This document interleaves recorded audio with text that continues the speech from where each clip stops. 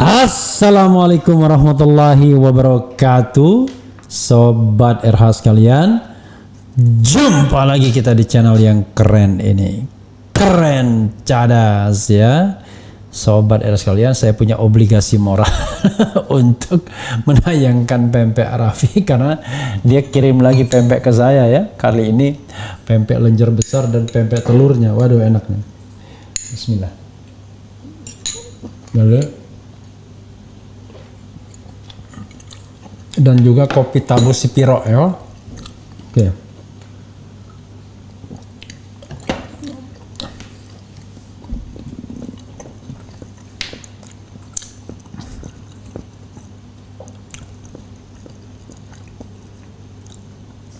Termasuk saya dikasih baju juga ini ketika ke Jogja sama Mbak Julia. Jadi barang dikasih-kasih semua ya. No iklan ya, cuma dikasih aja. Jadi sobat era sekalian, nanti di deskripsi ya kalau ada pempek Arafi, kemudian ada baju Julia dan apa namanya itu, saya kasih tagline selalu baru, bilang apa gitu ya. Tagline-nya. Oke, sobat era sekalian, ini hari ini ya dirilis KM50 ya. Jadi KM50 dirilis oleh tempo.co dan wajib tonton kita. Paling tidak kita akan mendapatkan beberapa informasi ya. Nah, dari sini coba kita bacakan ya. Salah satu yang diulas oleh media adalah soal yang terkait dengan KM50 ini. Misalnya adalah anak buah Ferdi Sambo perusak TKP Duren 3 dan dugaan perannya di peristiwa KM50. Kemudian Tempo tayangkan film dokumenter KM50, ini 3 fakta seputar peristiwa KM50. Coba kita bacakan ya. Kita bacakan dan oke.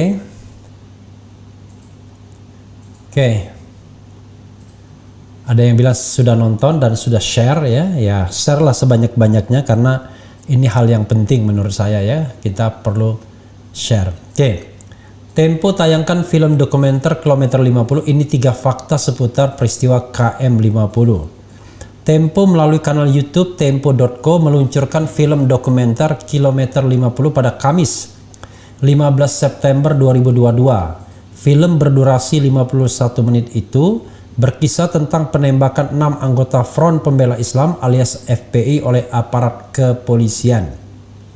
Belakangan, peristiwa kilometer 50 atau KM50 menjadi perbincangan publik setelah dugaan pembunuhan berencana terhadap Brigadir J terungkap. Dalam kasus Brigadir J, ex Kepala Divisi Propam dan Pengamanan Irjen Ferdi Sambo ditetapkan sebagai tersangka. Sebelumnya Ferdi menjabat sebagai Direktur Tindak Pidana Umum Bareskrim Polri yang turut menangani kasus KM50. Keterlibatan Ferdi Sambo dalam 2 kasus yang melibatkan aksi penembakan oleh polisi inilah yang meresahkan publik. Untuk menyegarkan kembali ingatan tentang kasus KM50, berikut adalah 3 fakta seputar perkembangan peristiwa KM50. 1. Peristiwa KM50 tewaskan 6 warga. Berdasarkan catatan Tempo, terdapat 6 anggota FPI yang tewas usai ditembak oleh polisi. Ke-6 korban adalah Andi Oktiawan, 33 tahun, Ahmad Sofian, 26 tahun, Lutfi Hakim, 25 tahun, Faiz Abdul Syukur, 22 tahun, Muhammad Suci Kadafi, 20 tahun, dan Muhammad Reza, 20 tahun. Ya, jadi bisa ditampilkan tuh gambar ketika kita berkunjung ke markas syariah ya di dekat makam itu ya. Jadi sobat era sekalian, dari 6 orang ini 5 orang dimakamkan di markas syariah yang kalau tidak salah Lutfi Hakim kalau tidak salah ya. Jadi 5 lainnya di sana ya. Dan usia mereka memang muda-muda ya. Muhammad Reza ini bahkan usianya baru 19 tahun, belum genap 20 tahun. Jadi yang paling tua adalah Andi Oktiawan. Dan konon yang meninggal duluan di antara 6 orang itu Andi Oktiawan dan Faiz Ahmad Syukur ya. Mulanya ke-6 orang tersebut hendak mengawal Imam Besar FPI Rizik Syihab yang bertolak dari The Nature Mutiara Sentul dengan mengendarai mobil Chevrolet. Tetapi Senin dini hari 7 Desember 2020 tampak segerombolan polisi yang mengepung mobil tersebut. Laporan majalah Tempo mengungkap bahwa terdapat 3 lubang di dada kiri Muhammad Suci Qaddafi. Secara keseluruhan polisi melaporkan terdapat 19 bekas timah panas di keenam tubuh anggota tersebut. Jadi how come membela diri kok bisa 3 lubang? Dan dia tidak membawa senjata, saudara sekalian. Sebelumnya baik 6 anggota FPI maupun polisi diduga sempat terlibat baku tembak. Hal ini dibuktikan melalui temuan beberapa selongsong peluru sekitar 3 km dari lokasi kejadian, ya. Ingat bagaimana Verdi Sambo kemudian menembakkan, ya, dan juga menyebar selongsong peluru, ya. Oke. 2. Saksi bersumpah korban masih sempat hidup. Sebelum dinyatakan tewas, saksi mata di sekitar jalan tol Jakarta Cikampek kilometer 50 mengaku melihat ke-6 anggota tersebut masih hidup. Salah satu saksi yang ditanya oleh koran Tempo mengaku sempat berusaha mendekati mobil Chevrolet yang dikendarai anggota FPI saat mobilnya tiba-tiba berhenti. Namun saksi tersebut dihalau oleh polisi dan polisi berkata sedang menangani teroris. Saksi juga mengaku melihat beberapa pria keluar dari mobil Chevrolet dan polisi meminta warga untuk tiarap. Saya berani bersumpah mereka masih hidup saat itu, ujar saksi yang juga melihat polisi mengeluarkan senjata tajam, ya. Oke, saudara sekalian, memang, ya, kan dibilang 2 mati dalam tembak menembak. Tapi ketika mereka dikeluarkan dari mobil Chevrolet, itu ada yang mengatakan, ya, dari berita yang ada, mereka sesungguhnya yang 2 orang masih bergerak. Mereka belum meninggal. Nah, ini hal yang luar biasa sesungguhnya kalau kita mau melakukan independent investigation terhadap soal ini. Belum lagi 4 yang mati dalam penguasaan penuh petugas, ya. Oke. 3. Terduga pelaku divonis bebas.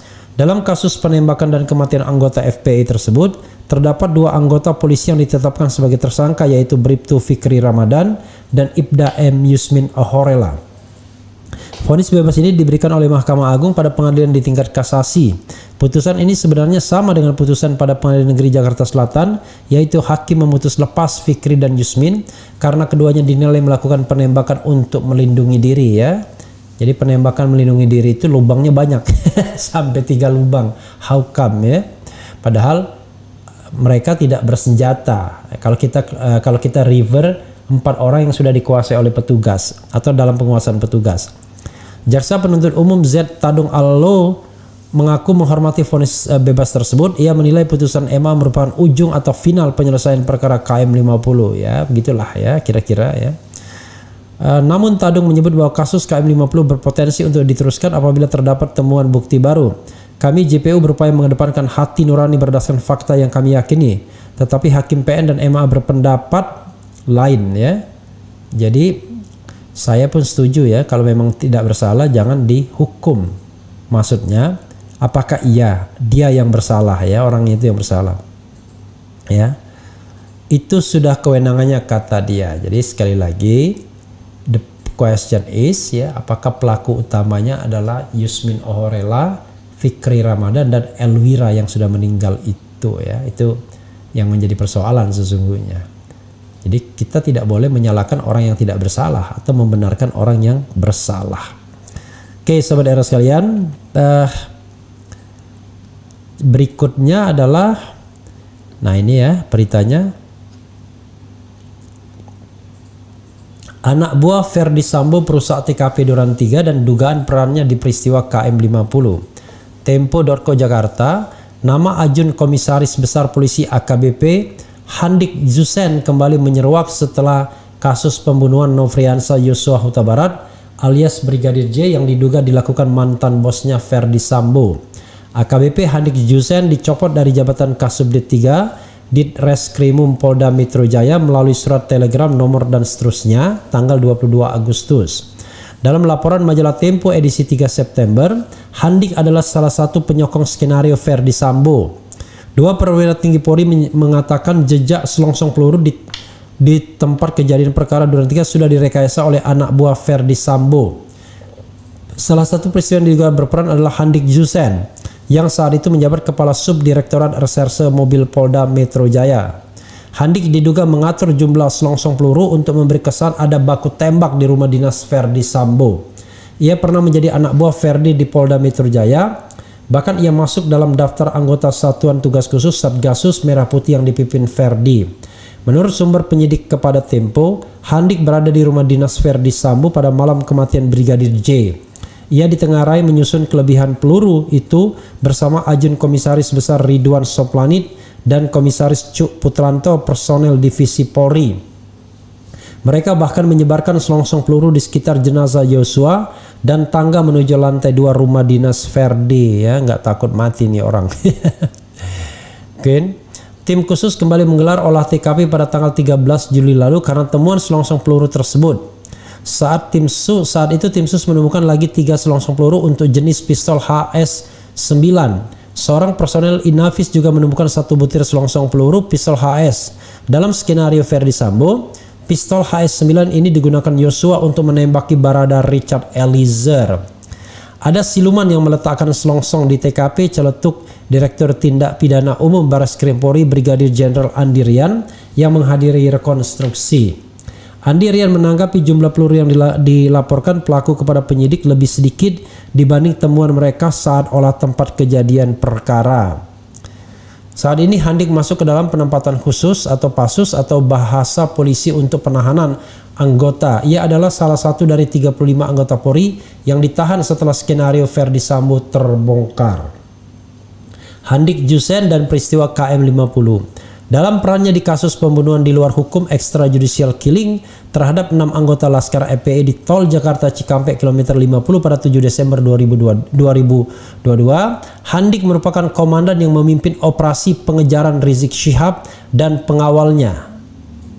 Jadi sobat era sekalian, ini mengejar atau menguntit? Kalau mengejar itu, Rizik Syihab pada waktu itu, Habib Rizik itu melakukan tindak pidana dan mau ditangkap, itu namanya pengejaran. Tapi kalau penguntitan ya seharusnya dikuntit diam-diam, bukan kemudian dikuntit lalu dipepet lalu dimatiin ya orang yang mengawalnya. Oke, mudah-mudahan ya ini menjadi titik balik bagi pengusutan KM50 bagaimanapun ya. Ini akan menjadi utang sejarah kita dan bahkan mungkin dosa kita seandainya tidak memberikan keadilan kepada mereka yang memang sudah diperlakukan secara tidak adil. Begitu sobat era sekalian ya. Oke, kita coba kita lihat ya sobat era sekalian, bagaimana komentar sobat RH terkait dengan ini. Tapi mudah-mudahan kita semua nontonlah ininya ya, sekaligus mempromosikan jadi berarti ya. Ya nontonlah karena ini hal yang baik ya. Saya belum nonton penuh karena tadi baru pulang dari luar kota, tapi saya akan berjanji nonton penuh ya. Oke. Teguh Santoso, KM50 ini bukan hanya kriminal biasa, tapi aksi intelijen tingkat tinggi. Polisi sekarang paling jago merekayasa kasus dan ketika mulai terkuat, mulai menggunakan narasi hoax ya untuk siapa saja yang mengungkapkannya. Oke, coba tanya Kompol Baikuni terkait CCTV tol KM50. PKI nggak takut dosa Bang Refli ya. Oke. Bang RH, jangan-jangan ada peranan BIN di misi ini KM50 sebagaimana tewasnya Joe. Sebab rahasia Sambo diketahui Joe. Komisi 50. Usut tuntas KM50, I don't know exactly ya. Saya tidak bisa mengatakan iya dan tidak ya. Usut tuntas aparat pria bertato anak buah Sambo. Nah ini juga perlu ya.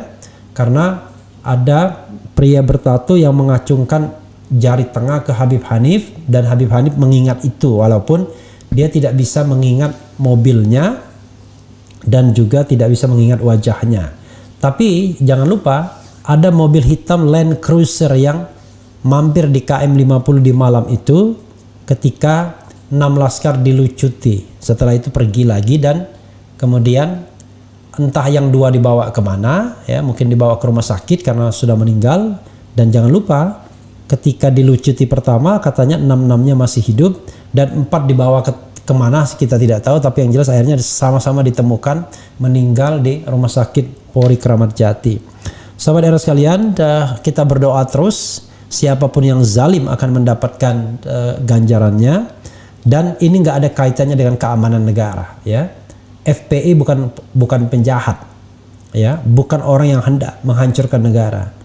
FPI adalah organisasi, ya, yang justru sudah bermimikri, tidak pernah lagi melakukan hal-hal di luar hukum, ya, dan the peaceful assembly paling tidak dalam beberapa tahun terakhir sebagaimana diobservasi oleh Rocky Gerung.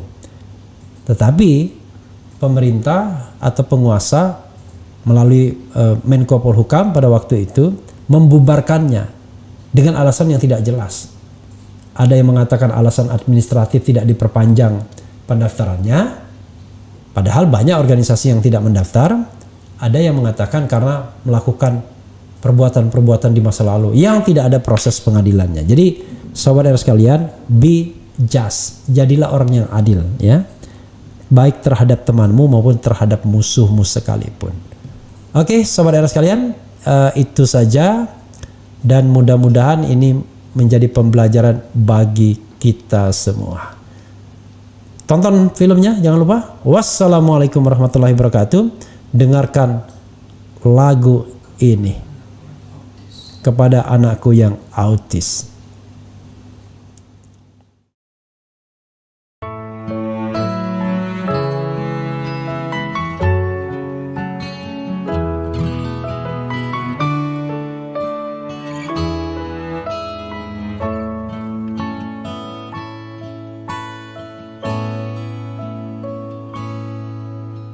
Sering kami menangis,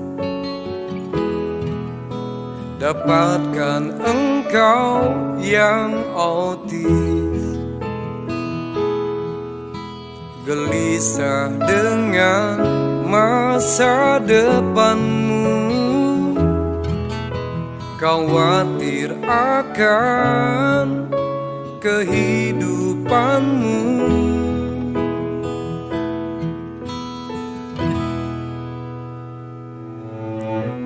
Seorang teman berkata, justru kita yang merana, tak tahu nasib di akhirat nanti.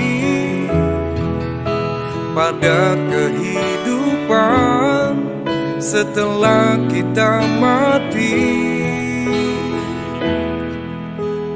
engkau anakku, engkau istimewa, tak khawatirkan hari pembalasan.